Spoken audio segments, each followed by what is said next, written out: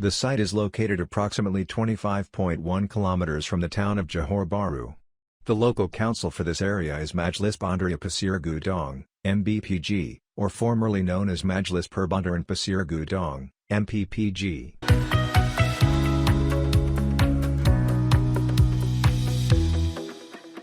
Here is the project particular of design, construction and completion of 700 units of multi-story flats and related works for the People's Housing Program, PPR, Ulu Tiram, Johor.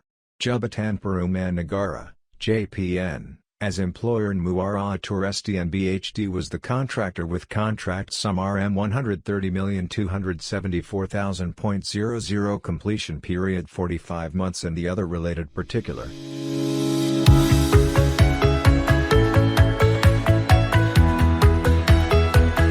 Here is the project development progress on site during construction.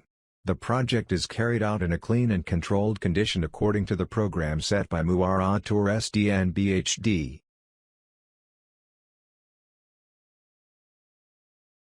The project development has 11 elements including 1 unit block A and B, surau, Jurai and Kedai, 2 unit of Rumah Sampah and 1 unit Kawasan Rekrisi, TNB double chamber, TNB single chamber, suction tank, sewage treatment plan, and lastly was detention pond.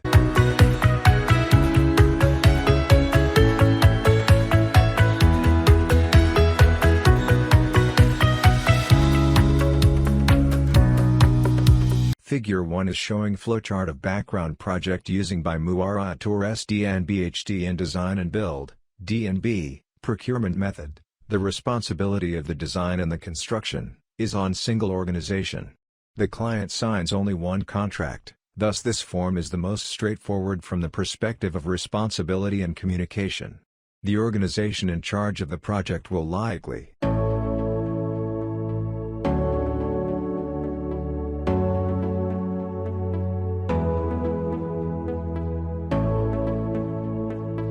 Consultant team member consists of North-Sam architect design and supervised on the overall concept, GJ Runding design and supervised on the civil and structure packet, Anukar Bahan advice on the aspect of cost and contract matters, NHB parenting design and supervised on the mechanical and electrical, JBK town planning site plan and planning approval, total survey consultant advice and resolve on land matter.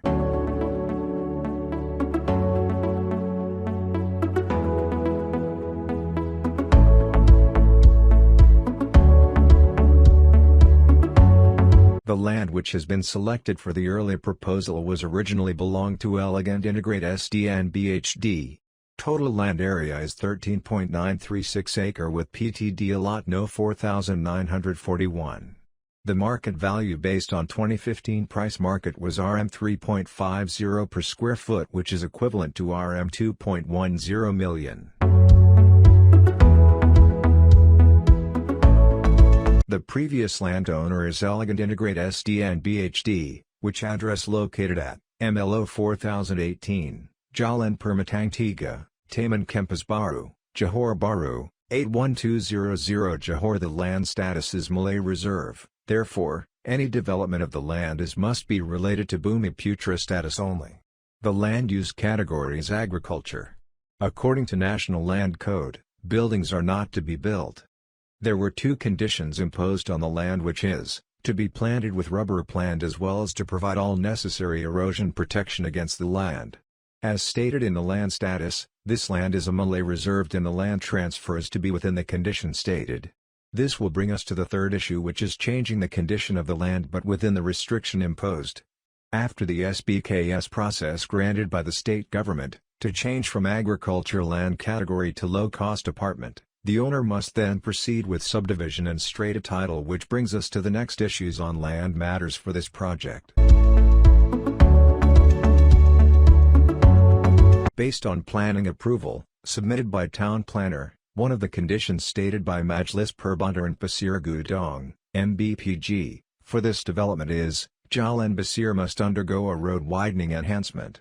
Therefore, this will bring us to the next issues on land matters, which the contractor must apply for acquisition of land on road widening at Jalan Pasir.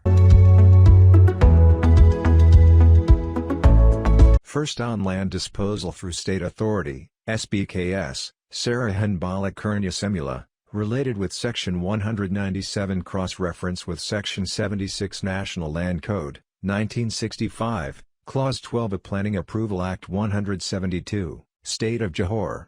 Second on landowner transfer related with Land Transfer Agreement abolishment of Clause 12A to application of Form 14A. Third on acquisition of land on road widening, related with Section 32 National Land Code, 1965, and Planning Approval Act 172.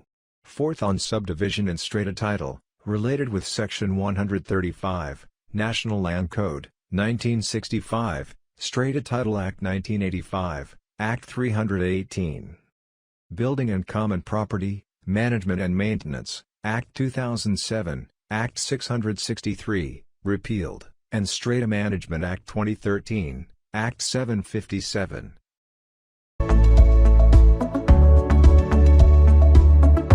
What is the Quantity Surveyor, QS, role and implication of project pertaining to the land matters that have been indicated previously? Based on the summary above, there are three components a QS should aware when it comes to land matters, and it comes in two different stages of the development which will require the QS to advise on the matters accordingly.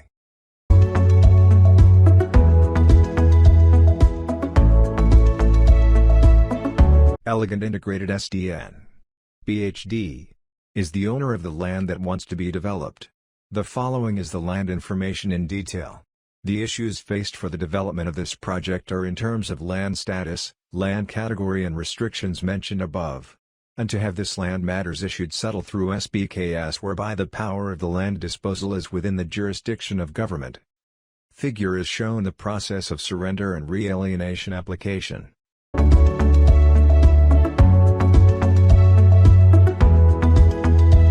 Figure is shown the SBKS Stage 1.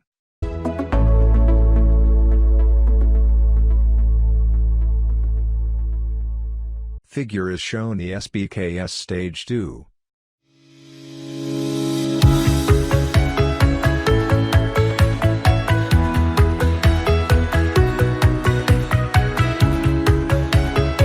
Transfer of land is a process to change the name of registered proprietor in the title. The transfer of land can be done only for the title that has no restriction in interest or caveat. However, for title with restriction in interest or caveat, prior consent from the interested parties must be obtained first. The land can be transferred to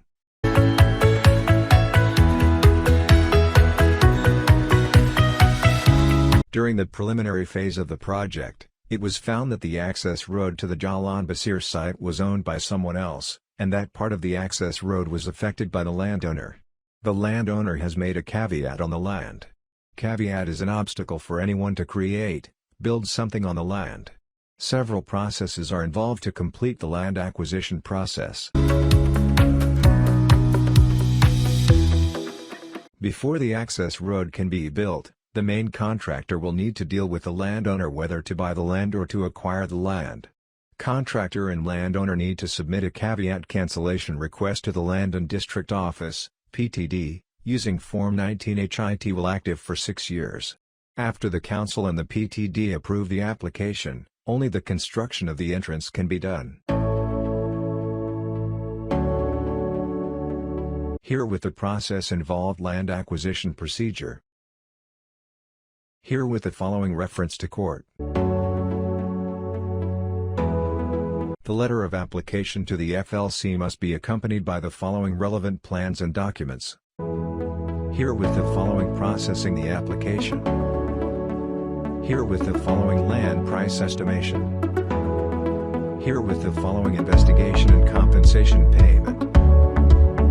Herewith the following reference to court.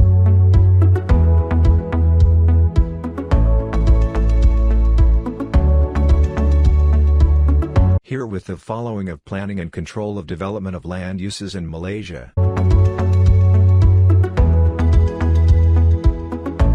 Herewith the following of legal provision. The conditions for approval of subdivision of land, Section 136. The subdivision procedure is completed in 4 primary levels and must be performed in this order, and throughout the subdivision procedure there are a variety of charges needed. Fees consist of, but are not restricted to.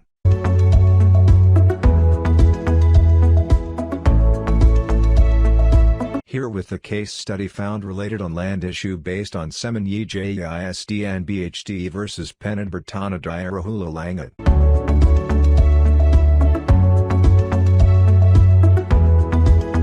In conclusion, it is divided into two. Land matter. There are various barriers and problems related to land before developing a project, such as ownership, land status, land consolidation, division and strata title, etc. All issues must be resolved before the start of construction or development project to ensure the project runs smoothly. Second is QS matter.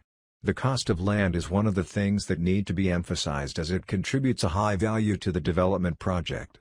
Besides the value of the land, QS also needs to be proficient in all processes and procedures in overcoming land-related problems.